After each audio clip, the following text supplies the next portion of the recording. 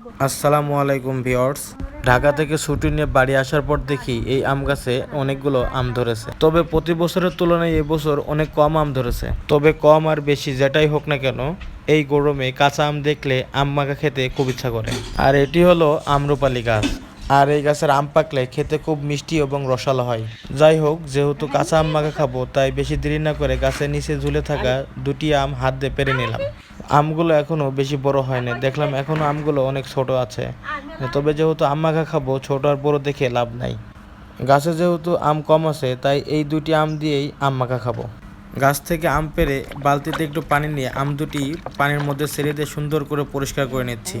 এরপর আম্মু আরও সুন্দর করে ভালো করে আমগুলো ধুয়ে সে সুন্দর করে আমগুলো কেটে আমাকে মাখিয়ে দিবে। আর মায়ের হাতের আম মাখা সেটা তো পুরাই অমৃত। যারা শহরে বাস করে তারা গাছ থেকে আম পেড়ে আম মাখা খাওয়ার সৌভাগ্যটা খুবই কম হয়। যাদের শৈশবটা গ্রামে কেটেছে তাদের এই ফলের মৌসুমে বিশেষ করে আম নিয়ে অনেক স্মৃতি আছে। যেমন ঝড় বৃষ্টির দিনে বাড়ি থেকে ব্যাগ নিয়ে আম খুঁটতে বের হওয়া এবং আম খোঁটা শেষে কে কত বেশি আম বাড়িতে নিয়ে আসে সেটার প্রতিযোগিতা করা।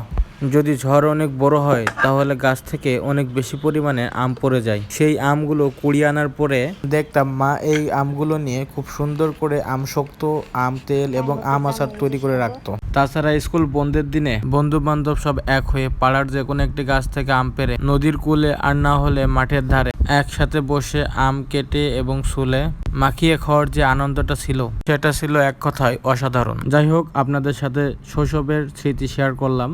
আর হ্যাঁ, আপনাদের শৈশবটাও যদি এমন হয়ে থাকে তাহলে অবশ্যই কমেন্ট করে জানাবেন। আপনাদের সাথে গল্প করতে করতে আমার মায়ের আম মাখানো প্রায় শেষ। আপনাদের কাছে ভিডিওটি ভালো লাগলে অবশ্যই একটি লাইক, কমেন্ট এবং শেয়ার করবেন। এবং সেই সাথে আপনাদেরকে ধন্যবাদ সম্পূর্ণ ভিডিওটি দেখার জন্য।